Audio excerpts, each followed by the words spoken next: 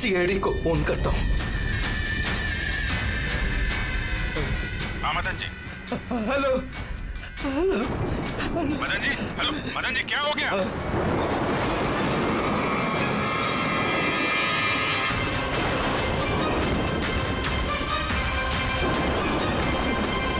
नहीं नहीं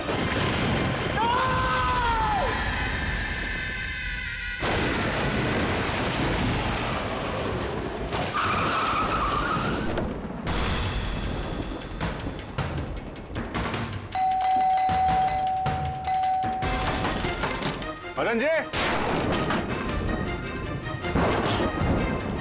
मदन जी, मदन जी, मदन जी,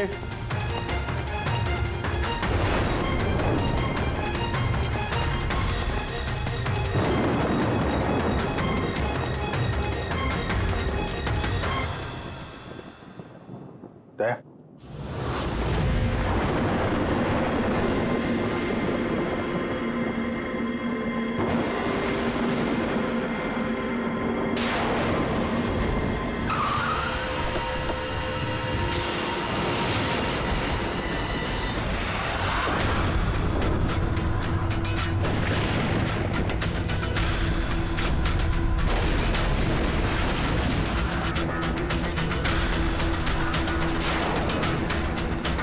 मदन जी,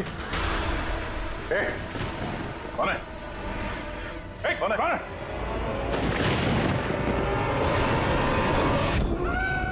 ये क्या?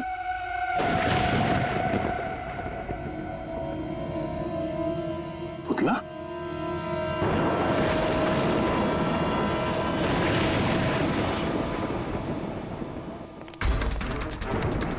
अभिजीत? सर, आने में देर हो गई।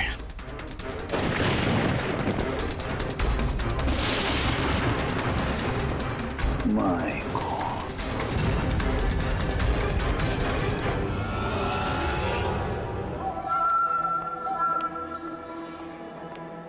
ये लीजिए। आराम से, आराम से।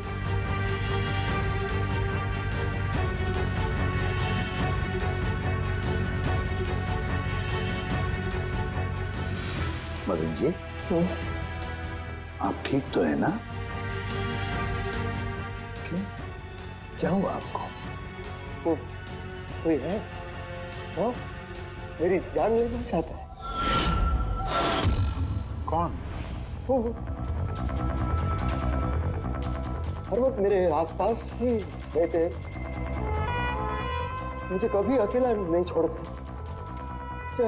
शायद इस वक्त भी मुझे देख रहे, सुन रहे।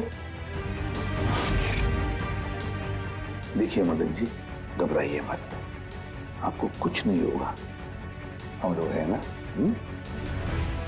मदन जी, आप किसकी बात कर रहे हैं? कौन कौन आपके पीछे पड़ा हुआ है? पुतले, कठपुतली है।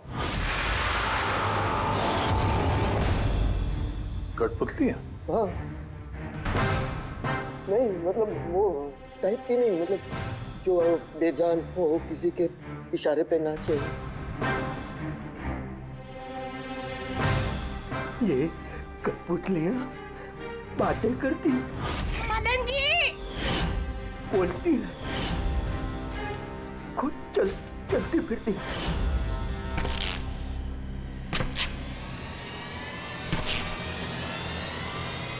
मदन जी, ओ मदन जी। बातें करने वाली कठपुतलियां। हाँ, मैं जानता हूँ आपको मेरी बात का यकीन नहीं होगा, लेकिन बात ये किसी को नहीं होगा।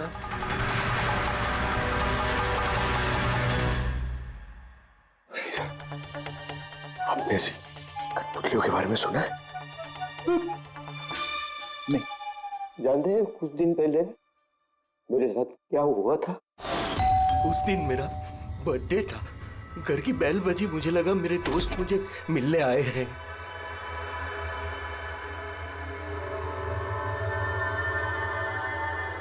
इतनी रात को किसने बेल बजाई होगी? कमाल है। मदन जी,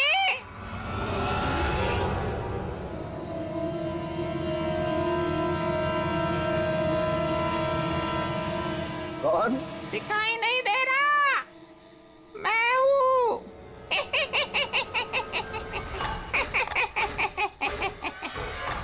मैं ही हूँ। इतना हैरान होने की जरूरत नहीं। पता है यहाँ मैं क्यों आया हूँ? क्यों? तुम्हारी जान लेने। क्या? हाँ, तुझे जान से मारने। रवि, कविता, जल्दी यहाँ आओ। क्या हुआ हुआ भाई साहब? ये पुतला, ये इसने मुझे कहा कि ये मेरी जान ले लेगा। क्या? हाँ भाई साहब, ये बेजान पुतला है। हाँ, वही तो ये आपकी जान कैसे लेगा? भाई साहब, आप हमारे साथ मजाक कर रहे हैं क्या? हाँ, नहीं, कैसी बात कर रहे हो तुम रवि? है मैं ऐसा बेहुदा मजाक क्यों करूंगा तुम लोग, और वो भी आज के दिन? अरे मैंने खुद सुना, इसने मुझे कहा कि वो जान ले लेगा। एक मिनट, मैं देखता हूँ। संभालना रवि। ये शांत।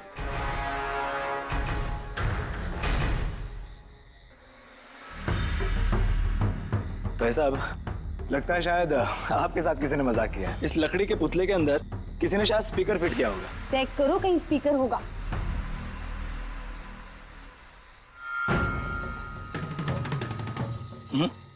नहीं, इसमें तो कुछ भी नहीं है।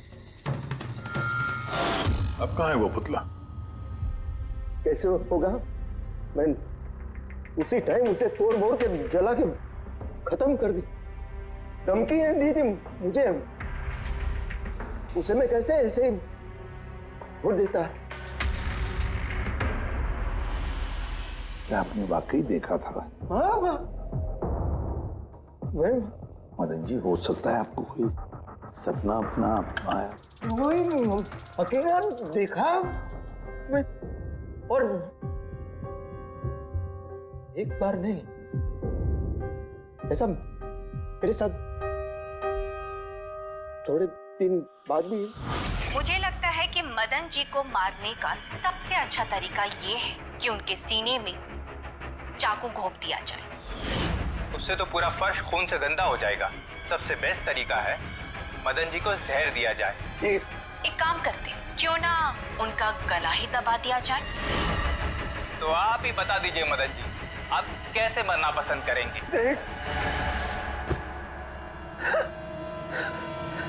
मदन जी,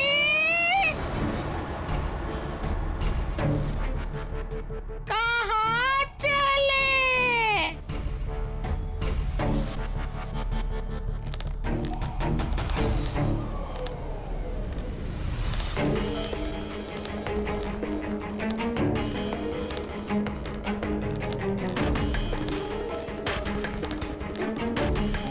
तो बताओ मदन जी,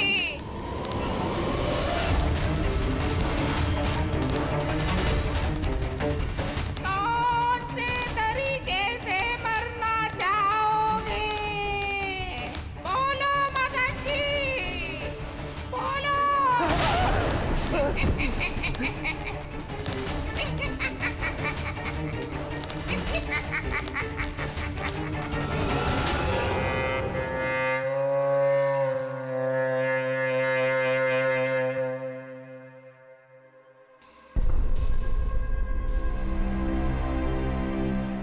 वाकई मदन जी की जान को वाकई खतरा था।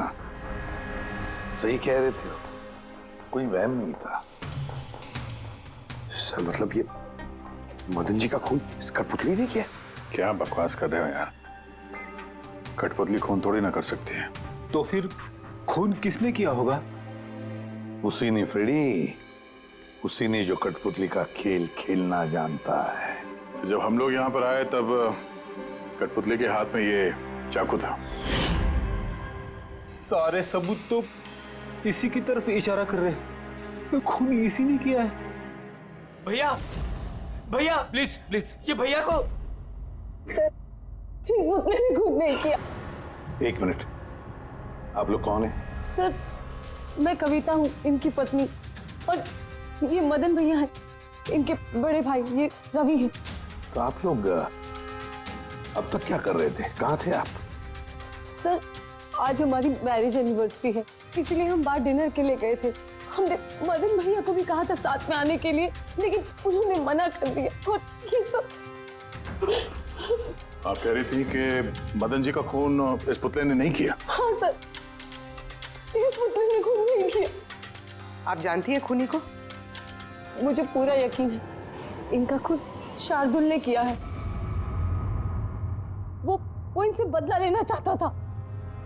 ये शार्दुल है कौन? किस बात का बदला लेना चाहता था?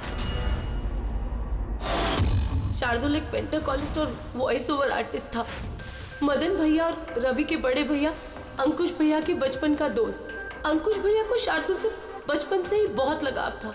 जब उन्होंने देखा कि शार्दुल जिंदगी में कितनी ठोकरें खा रहा है, तो 5 साल पहले उन्होंने अपना घर शार्दुल को दे दिया ताकि वो वहां से अपना थिएटर ग्रुप चला सके। हालांकि वो लोग कभी अंकुश भैया को किराए के पैसे नहीं दे पाए, मगर अंकुश भैया को इस बात से कभी कोई तकलीफ नहीं हुई, क्योंकि वो जानते थे कि इस कला में इतने पैसे नहीं हैं। शार्दुल और उनके स्टूडेंट्स अंकुश भैया के घर से ही अपनी पेंटाकोलिस्ट की प्रैक्टिस किया करते थे। कठपुतलियों से बातें करवाने की इस कला का घंटों बैठकर रियाज किया करते थे। तो एक चीज तुम लोग अच्छे से समझ जाओ, वेंट्रिलोक्विज्म की कला आसान नहीं है, लेकिन ये इतना भी मुश्किल नहीं है। इस कला को करने की तकनीक इसके नाम में छिपी है। वेंट्रिलोक्विज्म एक लैटिन शब्द है जिसमें वेंटर का मतलब पेट और लोक्वी मतलब बोलना, और वेंट्रिलोक्विज्म मतलब पेट से बोलना। जैसे हेलो गौरव, कैसे हो तुम? फिर एक दिन अंकुश भैया गुजर गए और सब कुछ बदल गया।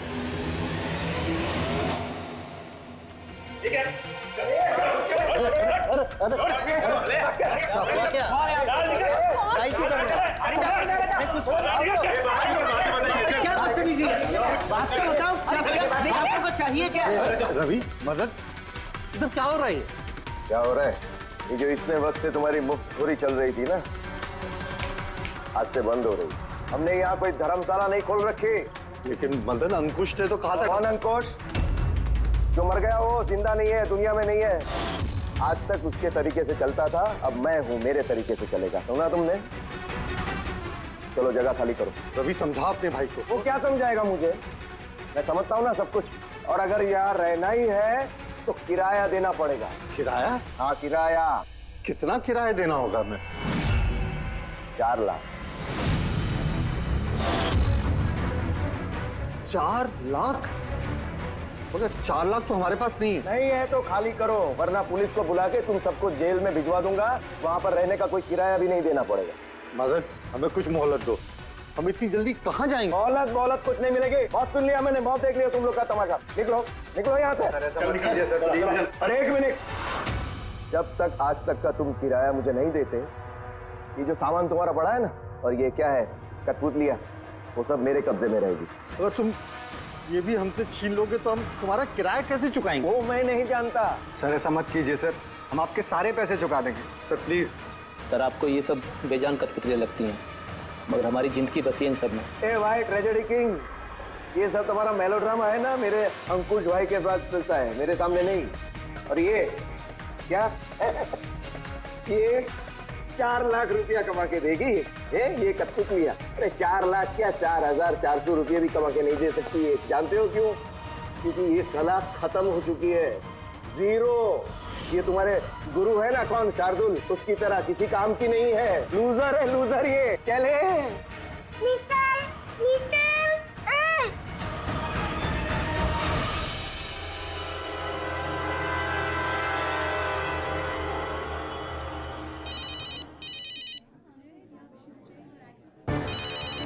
ये भी ना। कौन है भैया? और कौन, शार्दुल।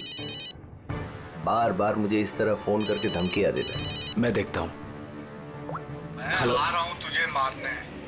अब तेरी जिंदगी कुछ ही दिन की मेहमान है। हेलो भैया, मेरे ख्याल से हमें पुलिस के पास जाना चाहिए। पुलिस डिपार्टमेंट में मैं किसी को जानता हूँ, शायद वो हमारी मदद करे। हाँ भैया, मुझे बिल्कुल भी उम्मीद नहीं थी कि शार्दुल इतना सनकी निकलेगा। हमें पुलिस के पास जाना चाहिए। कोई फायदा नहीं, ये शार्दुल अपने मोबाइल से फोन नहीं कर रहा, कोई लैंडलाइन नंबर से कर रहा है। Landline number? मैं पता लगाता हूँ ये नंबर कहाँ का है। क्या ये क्या बोल रहे हो तुम? हाँ सही बोल रहा हूँ, ये नंबर इस हॉस्पिटल के मॉर्ग रूम का है। शार्दुल मुझे मॉर्ग रूम से धमकी भरे फोन क्यों करेगा? इस नंबर से इन लोगों को धमकी भरा कॉल आ रहा है। कल रात को भी आया, आज सुबह भी, लगातार 3 दिनों से आ रहा है। कौन कर रहा है ये कॉल? सर, इस फोन से किसी को भी फोन करने की इजाजत नहीं है। मैं सारा दिन यहीं पे रहता हूँ, इस फोन से किसी ने भी कोई कॉल नहीं किया। तो फिर तुमने किया होगा फोन? साहब, मैं क्यों फोन करूंगा? मैं तो आप लोगों को जानता भी नहीं हूँ। हाँ, तो हो सकता है तुमने शार्दुल के कहने पे किया हो। क्या नाम दिया आपने? शार्दुल। शार्दुल? ये है शार्दुल, जानते हो इसे? ये आप लोगों को कैसे कॉल कर सकता है? क्यों नहीं कर सकता कॉल?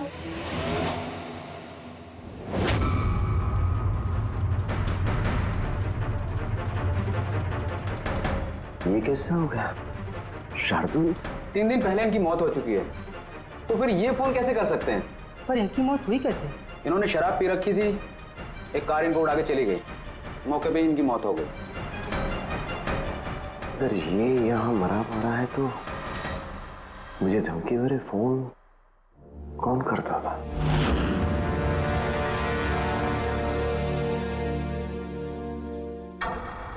सर, पुलिस रिकॉर्ड के मुताबिक तो ये सारे कॉल्स मौके लैंडलाइन से आए थे। लेकिन मौका फोन लाइन तो कोई इस्तेमाल कर ही नहीं रहा था। ये सब कैसे? पूर्वी, अच्छी तरह से चेक करो, देखो चक्कर क्या है, मामला गड़बड़ है। सर, हाँ? इन्हें कुछ पता नहीं चलेगा। आप ऐसा क्यों कह रही हैं? क्योंकि सीआईडी जिंदा इंसानों को पकड़ सकती है, आत्माओं को नहीं। और मैं जानती हूँ ये सब शार्दुल की आत्मा ने किया है। देखिए, आत्मा जैसी कोई चीज नहीं होती है। पढ़ी लिखी होने के बाद भी आप ऐसी बातें कर रही हैं। आप भी तो पढ़े लिखे, आप ही बताइए ना, एक लाश मॉर्ग से फोन कैसे कर सकती है? कैसे मदन भैया से वो कठपुतलियां बात कर सकती है? सर, आपको ये सब नॉर्मल लग रहा है? आप लोगों ने भी ऐसा कुछ अनुभव किया जैसे मदन जी ने किया था? जी सर। नहीं, हट जाओ, आज मैं तुम्हें छोड़ूंगा नहीं। बहुत परेशान किया है तुम लोगों ने मुझे, मार डालूंगा मैं, आज तुमको छोड़ूगा नहीं। भैया, हट जाओ। नहीं भैया, क्या हुआ? क्या बताना? अरे लेकिन ये क्या कर रहे हैं भैया? भैया, कठपुतलियां हैं, दूर रहना। कठपुतलियां? हाँ, मारने आई है मुझे, मैंने कहा था ना। भैया, एक बात तो सुनिए। क्या कर रहे हैं आप? रवि, ये आवाज ऊपर से आ रही है। हाँ, लेकिन ऊपर तो कुछ भी नहीं है, बस स्टोर रूम है और एक बंद पड़ा हुआ कमरा है। Store room? हाँ, उस स्टोर रूम में तो मैंने सारी कठपुतलियां बड़े से बक्से में ताला लगा के बंद करके रखी है। कठपुतलियां? क्या वो सारी बाहर आ गई? कैसे? क्या?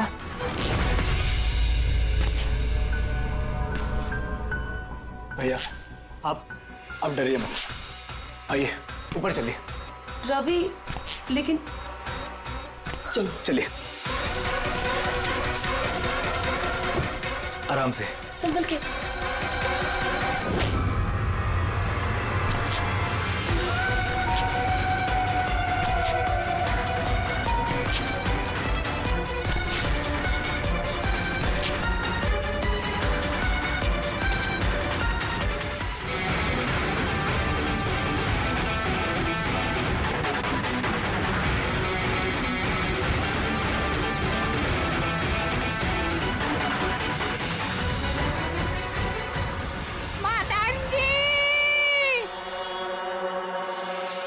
भाई साहब, आवाज इस कमरे से आ रही है। आइए।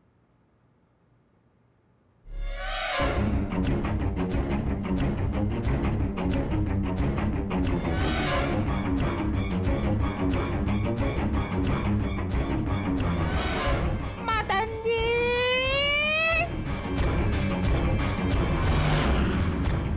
मदन जी, कैसा लगा मुझे मिलके?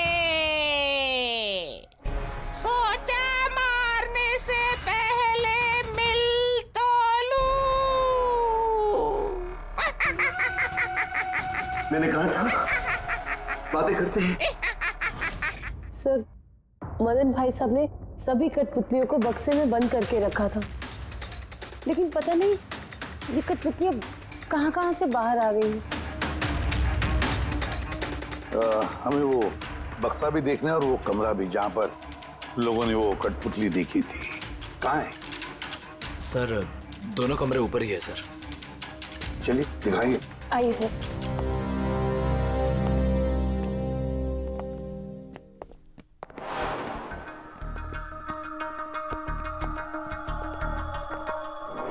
सर, पैरों की आवाज हमने कॉरिडोर में सुनी थी और वो पुतला हमने यहाँ इस जगह पर देखा था सर।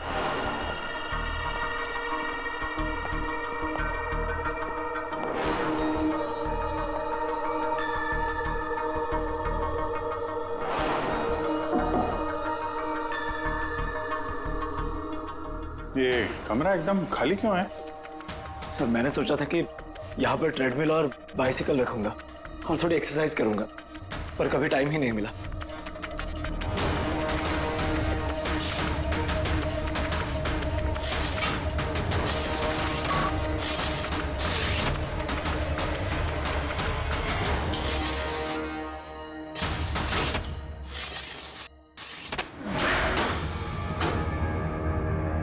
सर, ये तो बंद ही नहीं हो रहा।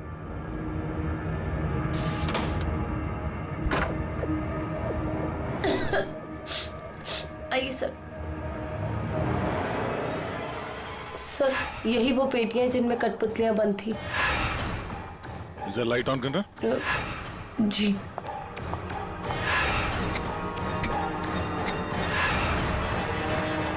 सर, ये कमरा बहुत दिन से बंद है तो शायद बल्ब खराब हो गया।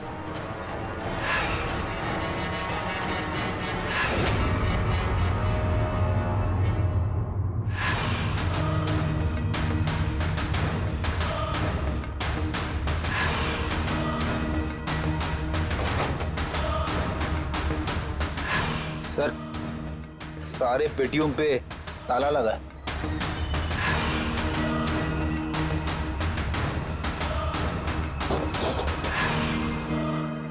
मगर ये ताले मजबूत नहीं है, कोई भी इसे आसानी से खोल सकता है।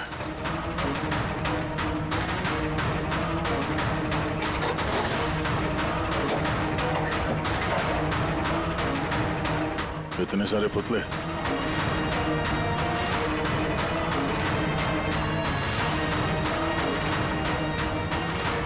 देखे जरा, इसमें कोई मैकेनिज्म फिट तो नहीं है। सर, मैं आपसे बोल तो रही हूँ, ये बात नहीं करते हैं। जरूर इसमें शार्दुल की आत्मा आकर बात करती है। अंदर कोई मैकेनिज्म या कोई स्पीकर तो है नहीं जिससे आवाज आ सके। सर, वाकई में ये सच बोल रही है। ना तो कोई मैकेनिज्म है और ना ही कोई स्पीकर, तो फिर ये कठपुतलियां बोल कैसे सकती है?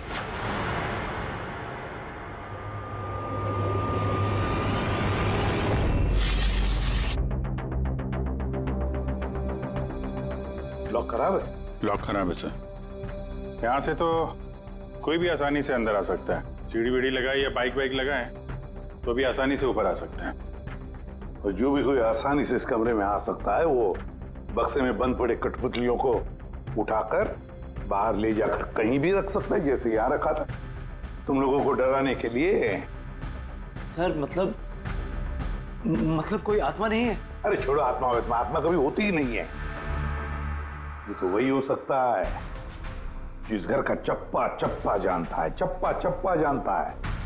और तो और कठपुतलियों के बारे में भी अच्छी मालूमात रखता है।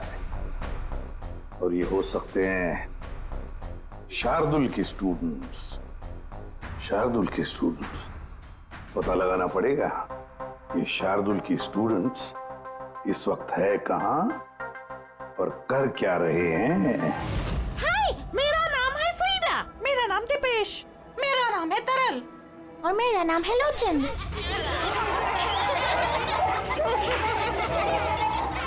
आज मैं आप सबको एक बहुत ही अच्छी कहानी सुनाने वाली हूँ। नहीं, हमेशा तुम ही क्यों सुनाओगी कहानी? अरे, तो इसमें अर्जी क्या है? हाँ, फ्रीडा, तुम्हें हमेशा सबसे अच्छा रोल चाहिए होता है। हाँ दीपेश, तुमने बिल्कुल सही कहा।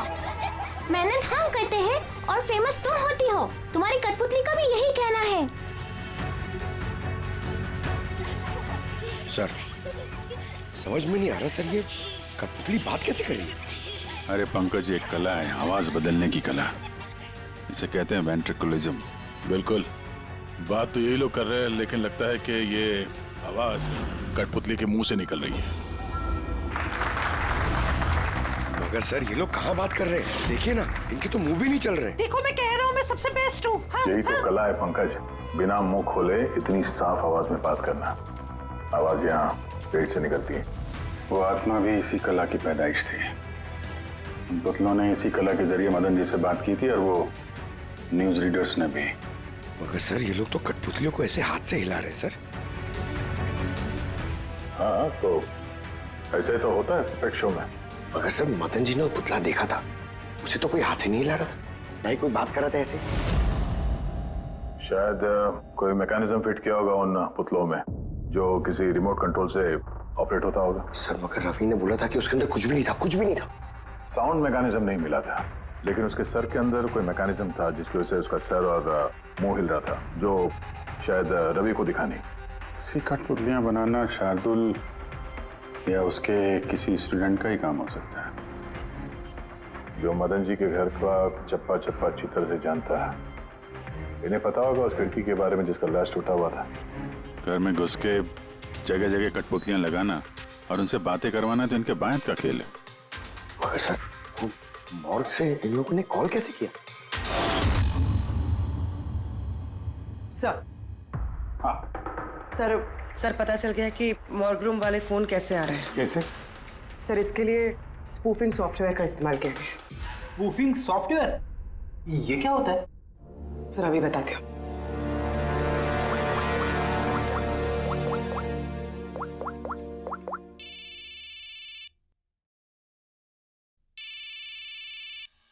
अरे यार, मेरी वाइफ को भी अभी फोन करना था। सर, मैं बिजली का बिल भरना फिर से भूल गया हूँ। शायद बिजली कट गई होगी। डांटने के लिए मुझे फोन किया होगा। फोन उठाऊं क्या? ले लो, जाओ जल्दी बात करो। हेलो, हाँ, मैं घर आने से पहले बिजली का बिल भर दूंगा। क्या फ्रेडी सर, इस बार बिजली कट ही जाएगी। अरे पूर्वी, तुमने फोन किया? मगर ये तो मेरी वाइफ का फोन नंबर है। पूर्वी, ये कैसे किया? सर, ये तो स्पूफिंग सॉफ्टवेयर का कमाल है। फोन कहीं से भी करो, नंबर वही दिखाओ जो आप चाहते हो। ये सॉफ्टवेयर तुम्हें मिला कहाँ से? सर, साइबर यूनिट से लिया है। सर, इसकी मदद से सिर्फ नंबर ही नहीं, बल्कि इंसान अपनी लोकेशन भी गलत बता सकता है। अरे बाप रे सर, ये तो बड़ा खतरनाक सॉफ्टवेयर है। हाँ, खूनी ने मॉर्ग का नंबर इसलिए चुना ताकि हमें लगे कि ये सारा चक्कर शार्दुल की आत्मा का है। शार्दुल की आत्मा का। अच्छा बच्चों, आप लोगों को मिलके बहुत मजा आया। अगली बार फिर मिलेंगे। बाय। संभाल के बच्चे, संभाल के। Bye bye bye. जी कहिए, क्या मैं आपकी मदद कर सकता हूँ? जी हाँ, आप लोग मदद नहीं करेंगे तो और कौन करेगा। दरअसल हम ये जानना चाहते हैं कि मदन जी को डराने का प्लान आप में से किसका था? हम लोग कुछ समझे नहीं। अच्छा, तुम लोग भी नहीं समझे? हाँ? नहीं सर। अभी नहीं समझा? मैं निर्दोष बहुत हंसी आ रही है। हाँ, एक आदमी की जान चली गई, तुम सबको बहुत हंसी आ रही है। जान? किसकी जान? मदन जी की। खून हुआ है उनका, सीआईडी से हम लोग। सीआईडी? जी हाँ, सीआईडी। और हमारे शक के दायरे में हो तुम सब।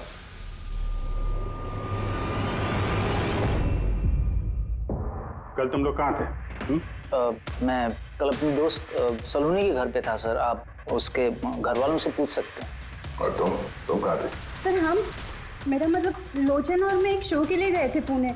आज सुबह ही लौटे हैं हम। पुणे? कैसे गए थे पुणे? रेडियो कैब से। आई हैव द इंफॉर्मेशन, आप चेक कर सकते हो। ये लीजिए। क्या हुआ? बहुत पसीने छूट रहे हैं तुमको? हाँ? तुम कहाँ थे कल रात? सर वो मैं बताता हूँ। तुम कल रात मदन के घर में थे या नहीं? हाँ था मैं वहां, लेकिन मैंने किसी को नहीं मारा। क्या करने गया था फिर वहां? हाँ? सर हम तो बस मदन को सबक सिखाना चाहते थे। जो कुछ उसने शार्दुल सर के साथ किया वो बहुत गलत किया। और हाँ, आज अगर शार्दुल सर हमारे बीच नहीं है तो वो सिर्फ एक इंसान के कारण, वो है मदन। उनके कारण ही उन्होंने दारू पीना चालू किया और वक्त से पहले गुजर गए। तो तुम लोगों ने सोचा खून के बदले खून? नहीं नहीं सर, हम बस डराना चाहते थे।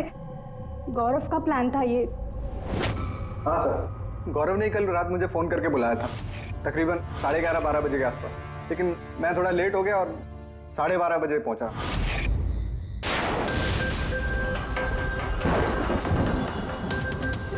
आज तो वैसे ही बहुत लेट हो गया, मार ही डालेगा गौरव मुझे। चला गया शायद अंदर, किससे इशारा कैसे करूं?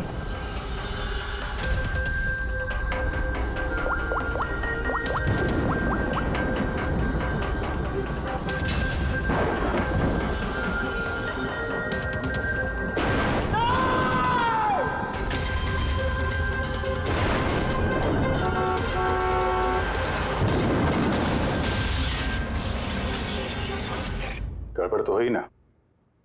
मदन जी का खून हुआ रात में। सर मेरा इस खून से कोई लेना देना नहीं है। और गौरव का? सर ये तो गौरव ही बता सकता है ना। ठीक है, बुलाओ गौरव को। कहाँ है वो? गौरव तो फिलहाल गोवा में। गोवा? गोवा किस लिए? सर ये पता नहीं। उसको बचाने की कोशिश मत करना, वरना खुद बच जाओगे, समझे? नहीं सर, ऐसी बात नहीं है। कल रात को जब मैंने उसे फोन किया तो उसका फोन बंद आ रहा था। आज सुबह उसका मैसेज आया मेरे पास। मैसेज? इधर सर कल रात कुछ ऐसा हुआ जो नहीं होना चाहिए था। मैं गोवा पहुंच गया हूँ कुछ दिन छुपने के लिए। लेकिन ये गोवा पहुंचा कब और कैसे? जब हम लोग क्राइम सीन पे पहुंचे तो वो वहां पे था नहीं। हाँ, अगर हम मान भी ले कि जब हम लोग वहां पर पहुंचे उससे ठीक पहले वो वहां से निकला था, तो वो गोवा कैसे पहुंच सकता है? खून हुआ रात के 1 बजे, उसके बाद हम लोग वहां पहुंचे और रात को कोई फ्लाइट तो है नहीं गोवा जाने वाली। सर अगर फ्लाइट से नहीं और बस से या फिर गाड़ी से गया हो तो? नहीं पंकज, ड्राइव करके गोवा पहुंचने में कम से कम 12 घंटे लगते हैं और ये मैसेज आया है सुबह 9 बजे। मतलब गोवा पहुंचने से पहले ही उसने मैसेज कर दिया कि वो गोवा पहुंच चुका है। पंकज जरा पता करो गौरव के मोबाइल की लास्ट लोकेशन क्या थी। नंबर देना गौरव का। ओके जी, thank you thank you. Sir Gaurav का आखिरी लोकेशन मदन जी का बंगलो ही था और कल रात 11:30 बजे उसका फोन बंद हुआ। 11:30? Hello, thank you sir. Gaurav Kumar नाम का कोई भी आदमी गोवा के किसी भी फ्लाइट में नहीं था, ना आज सुबह ना कल रात को। और तो और सर ये किसी भी एयरपोर्ट के सीसीटीवी फुटेज में भी दिखाई नहीं दिया। मतलब अपना शक सही निकला, गौरव यही है उसने या फिर किसी और ने उसके फोन से ये मैसेज भेजा है कि वो गोवा गया है। लेकिन सर कोई ऐसा करेगा क्यों? वो तो अभी पता नहीं है फ्रेडी, लेकिन एक बात समझ में नहीं आ रही। गौरव जी को मदन जी को मारना था तो वो कभी भी मार सकता था। ये डराने का ड्रामा क्यों? ये चारों लोग मिलकर ये जो कठपुतली का गेम खेल रहे थे। और तो और जब उसने मदन जी को मारा तो इसके बारे में अपने दोस्तों को बताया भी नहीं। यहाँ पे कुछ पेच है। इसका एक ही मतलब है बॉस, या तो गौरव को हड़बड़ी में मदन जी को मारना पड़ा जब वो पकड़ा गया, या फिर गौरव नहीं, कोई और ही है। सर, अगर खूनी कोई और है तो फिर ये गौरव कहाँ है? हो सकता है खूनी ने गौरव को मार के उसे गायब कर दिया और हमारे सामने ऐसे सबूत डाल दिए जिससे हमें ये लगे कि वो हमसे छुप रहा है, गोवा में है। ये लॉक टूटा हुआ है।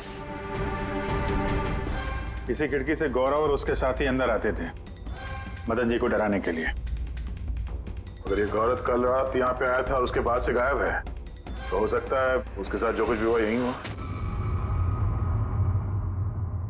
अगर यहाँ उसके साथ कुछ हुआ है तो कुछ ना कुछ ट्रेसेस तो मिलने चाहिए। ल्यूमिनेंट टेस्ट करके देखते हैं।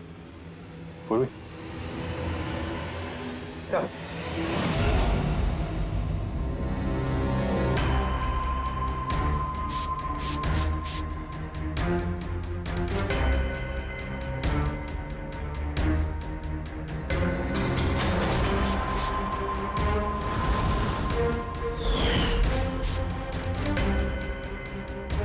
आपका शक सही था, यहाँ पर तो खून है। तो इस दरवाजे से जैसे ही बाहर निकला होगा किसी ने हमला किया उसमें। सर, इस तरफ तो कोई निशान नहीं है। इस तरफ देखो।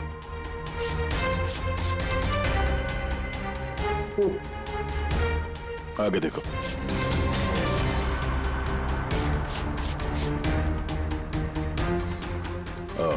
मतलब हमला करने के बाद गौरव को घसीट के यहाँ स्टोर रूम तक लाया गया।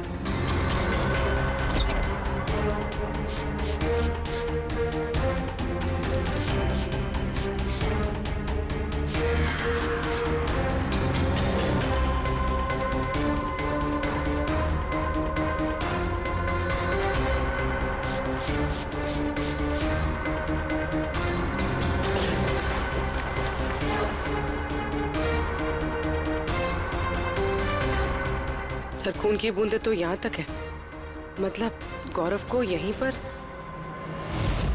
और हम लोग यहाँ पर आए और हमें पता भी नहीं चला। और अब यहाँ से गायब।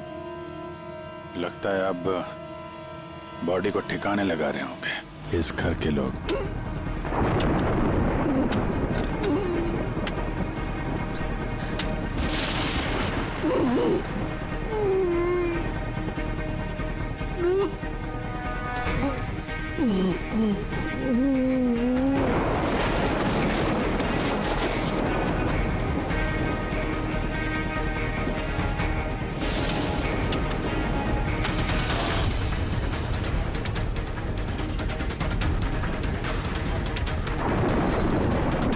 सीआईडी? अरे गोया लग जाएगी, भागेगा। हट।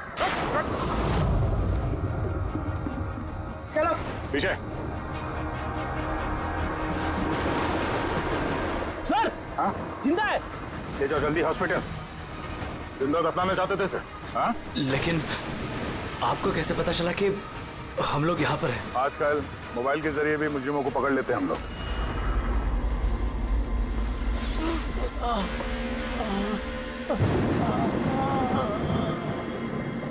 चल मान लेके जाओ जल्दी। आजा।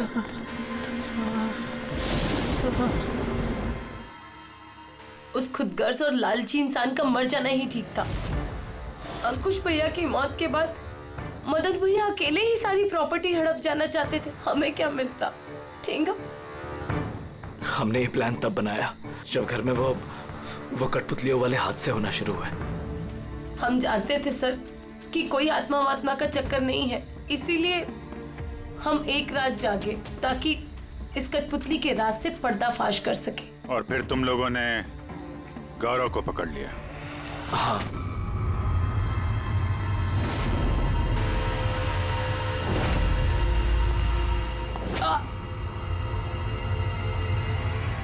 गौरव से सारा सच उगलवाने के बाद हमने सोचा कि उनके इस कठपुतलियों वाले खेल का फायदा उठाकर हम मदन भैया को मार सकते हैं। इसलिए गौरव पर हमला करके उसे बक्से में छुपा दिया और फिर मदन जी का खून करके हमें गुमराह करने की कोशिश की, ये दिखाना चाह के खून पुतले ने किया है। हाँ?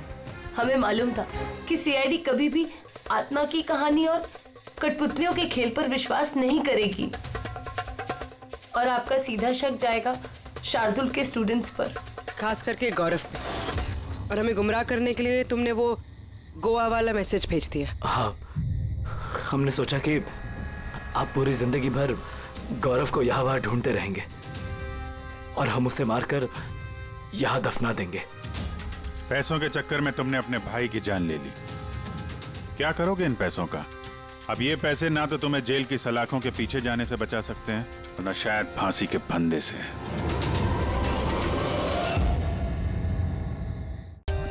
For more updates, subscribe to our channel, click the show links and enjoy watching the videos.